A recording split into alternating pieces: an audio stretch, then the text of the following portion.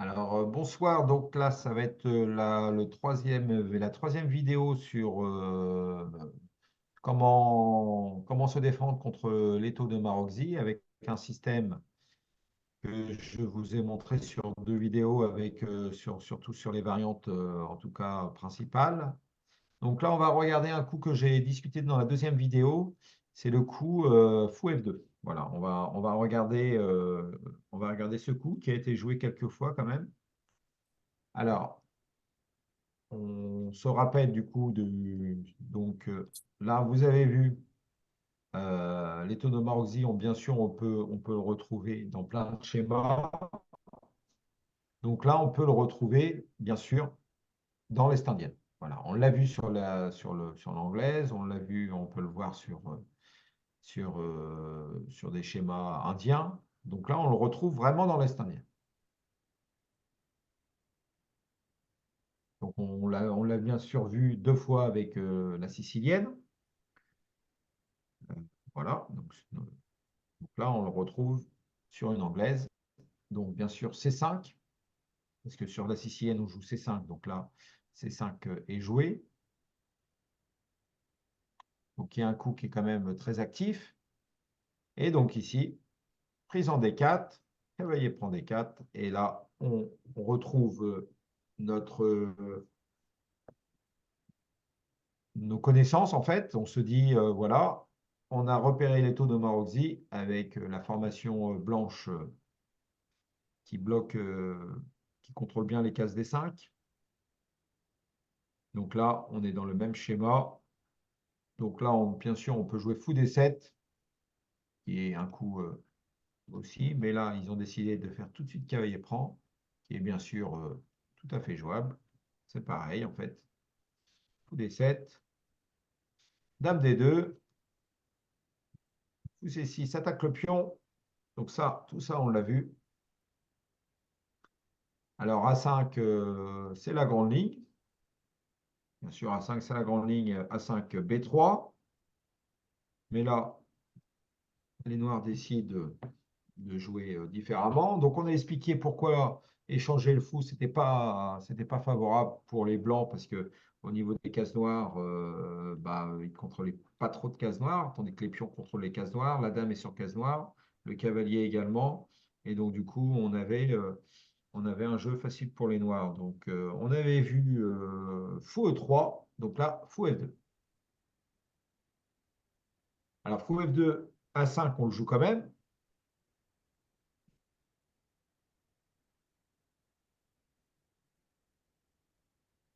Alors, B3, c'est le coup qui est bien sûr tout à fait correct. Je pense qu'on jouerait de la même façon. Dans la partie, il a joué tour A, B1, ce qui est correct aussi, hein. Souvent, la tour vient en AB1 ou en D1 ou en C1, au choix. Cavalier C5. Là, on arrive dans la position, au lieu que le fou soit en E3, il est en F2. Alors, déjà, hein, le fou en F2, la dame ne peut pas venir en H4, hein. Bon, voilà. Donc, vous vous rappelez, on avait joué E6 pour faire fou E5, pour venir en H4 pour affaiblir le roi, en fait, hein. On a vu ça sur la semaine dernière. Et là, le problème, c'est que on ne peut pas jouer. Voilà, donc le fou est assez bien placé, il contrôle G3. Voilà, donc du coup, on ne peut pas faire la même chose, mais en fait, on continue. Donc B3, plutôt logique, et on continue notre formation E6. Voilà, on continue quand même de jouer de la même façon. Donc, ce qui est intéressant pour la pratique, en fait, c'est parce que comme ça, on ne mélange pas trop les variantes, on reste sur les mêmes schémas, et donc du coup, ça vous évite de faire des interversions de coups qui souvent, quand on fait des interversions de coups, des fois on perd des parties parce qu'on pensait que c'était ce coup-là et s'il ne fallait pas jouer ça, il fallait jouer autre chose. Donc c'est toujours un peu embêtant. Et donc du coup, on va avoir deux parties. Donc, c'est la première partie. Donc, en fait, le joueur a joué euh, un coup, une nouveauté. Il a joué fou D1. Alors, c'est un coup quand même qui est un coup très intéressant, mais on ne va pas le regarder parce que c'est une partie qui ne nous intéresse pas trop, qui est partie de grand maître, bien sûr. C'est un coup qui n'est pas évident à trouver sur l'échiquier et que vous allez peut-être jamais trouver quand vous allez faire des parties. Fou D1, ce n'est pas un coup naturel. En fait, fou D1, c'est pour faire cavalier E2, en fait. Donc, c'est pour ça qu'on ne va pas le regarder. On va plutôt travailler des positions qui sont plutôt pratiques, que vous allez sûrement retrouver. On va travailler plutôt des parties comme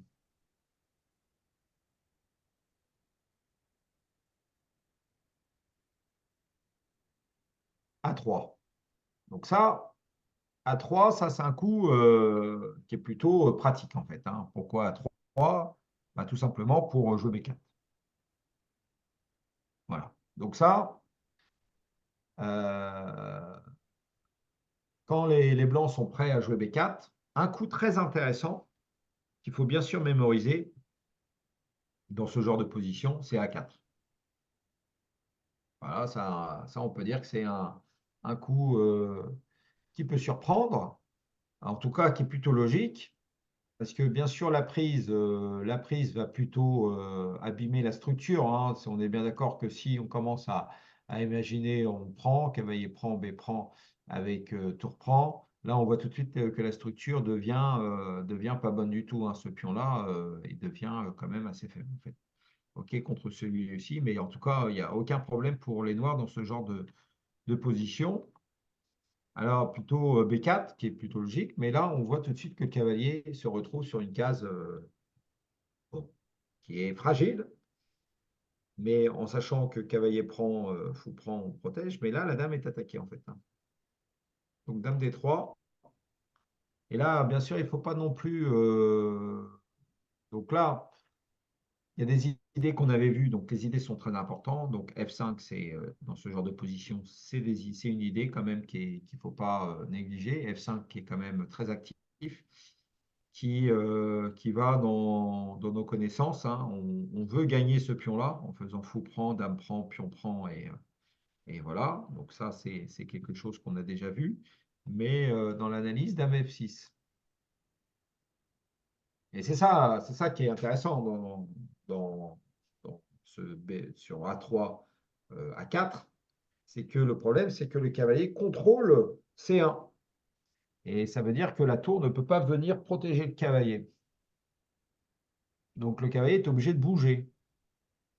Et donc s'il bouge, ça veut dire que ce pion-là, bah, il ne sera pas pris, il ne pourra pas jouer B5 et cavalier prend. Parce que l'idée, c'était ça en fait, un B5 et cavalier prend A4 pour gagner le cavalier en B3. Et donc, du coup, là, on se retrouve avec une position. euh, L'étau de Maroczy, on peut dire qu'il est complètement détruit là, dans ce genre de position. Pourquoi? Parce que si on arrive à jouer D5, donc souvent dans le petit hérisson, pour ceux qui connaissent ce nom, quand on arrive à jouer à 6 B5, mais là, on peut jouer D5. Et donc là, sur D5, les très bonnes parties pour les noirs, là. Donc là, la prise, bien sûr, sur la prise, bon, bah, on cloue, hein, ah non, c'était fou D7, pardon. Voilà, fou D7. En fait, je pense que le clouage, le problème du clouage, parce que fou D7, en fait, il vient ici pour venir là, en fait, hein, le fou ici, et donc du coup, là, on voit qu'il y a une belle enfilade, hein. Donc c'est pour ça que fou D7 est beaucoup plus fort. Mais si vous me dites tour FD8, ok, bah, le seul coup, ouais, c'est un coup quand même qui est très compliqué, mais en fait, qui est pas, c'est cavalier C3. Bon, c'est quand même un coup qu'on n'imagine pas en fait, hein, parce qu'on se dit, bah ok, je prends, faut prendre, mais ça, c'est attaqué, quoi. Et donc, du coup, c'est pas perdant, bien sûr, pour les Noirs, loin de là, mais en fait, ça égalise un peu. Donc, c'est pour ça qu'ici, le bon coup, c'est fou des 7.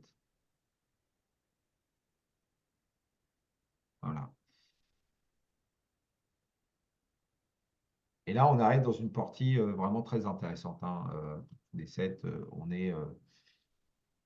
on menace fou ici, donc c'est très très compliqué.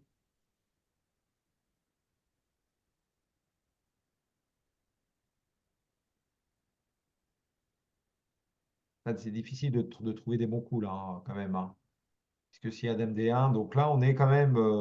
Ok, ce pion-là, on le met là tactiquement. Là, on a une partie, on peut avoir la case des 4, on peut vraiment tactiquement, là, on a quand même énormément de choses quand même. Donc là, on a beaucoup de cases, hein. Là, il faudra jouer avec les cases, hein, avec le fou en F5. On a quand même toutes les cases blanches. Ce pion-là, quand même, reste fragile. Il y a un cavalier ici. Donc tactiquement, à un moment donné, il y aura quelque chose, hein. Donc là, l'idée, c'est toujours avoir des positions dynamiques. Donc ça, c'en est une pour les noirs. Donc je voulais vous montrer cette variante-là avec A3, qui est quand même plutôt logique, A3, B4. Donc le bon coup ici, c'est cavalier B5, en fait. Donc ça, c'est un coup, en fait, qui est plutôt dans la logique.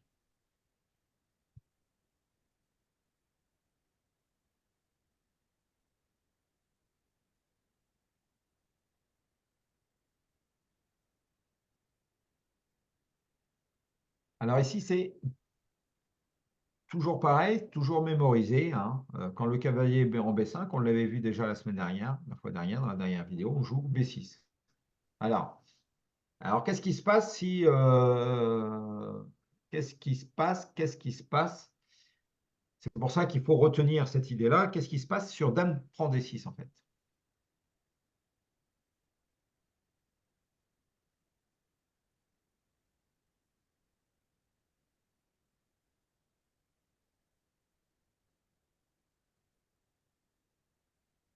Alors, sur cavalier prend D6, il va y avoir un clouage, on le sent, hein, on bouge la Dame, puis il y aura un clouage très désagréable, en fait.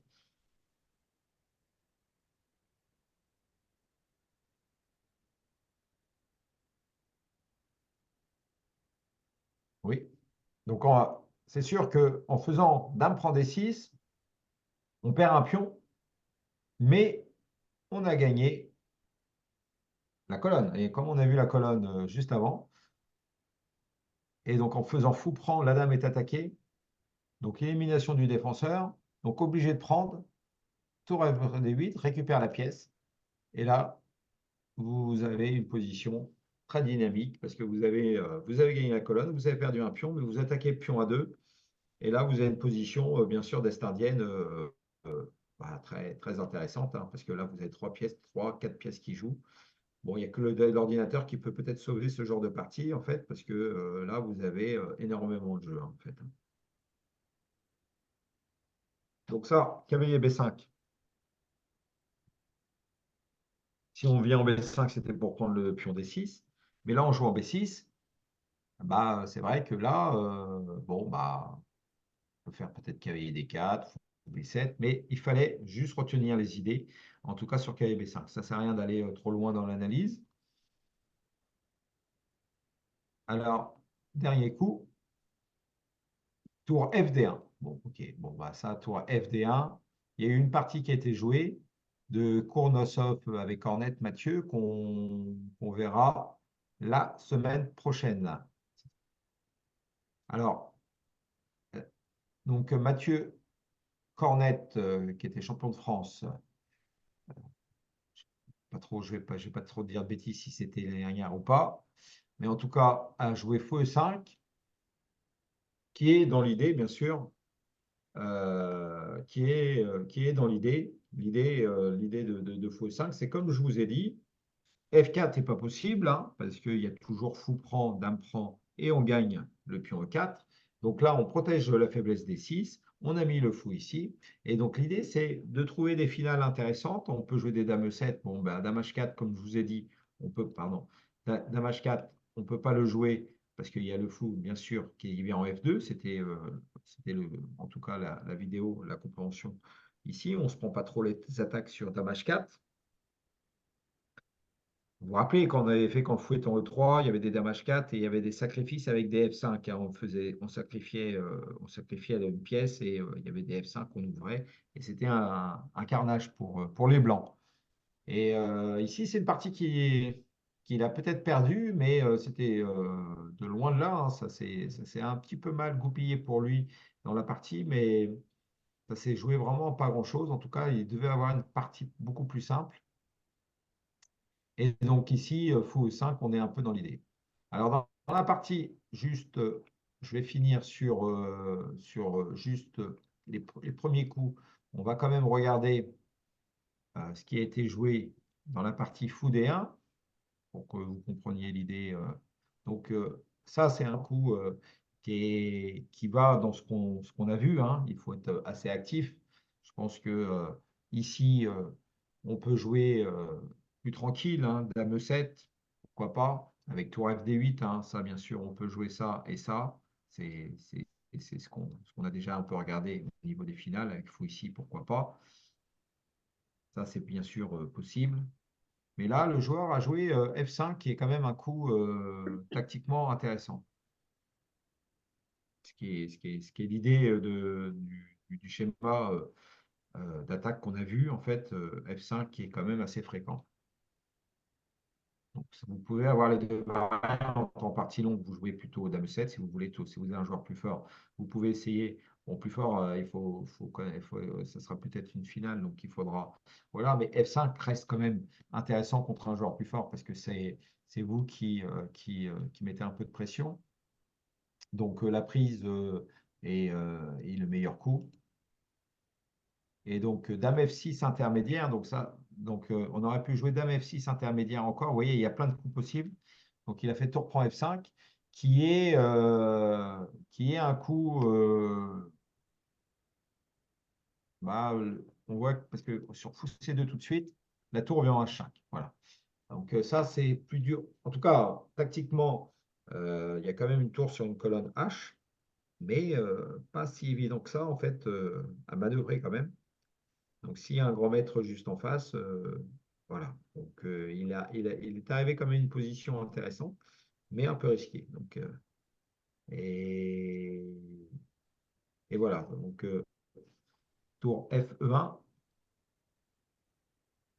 et là, fou prend F3. Vous voyez? Donc ça, c'était ce qu'on avait vu, en fait. C'était,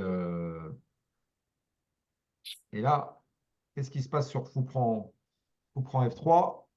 Et c'était l'idée qu'on avait vue sur G prend et Dame G5.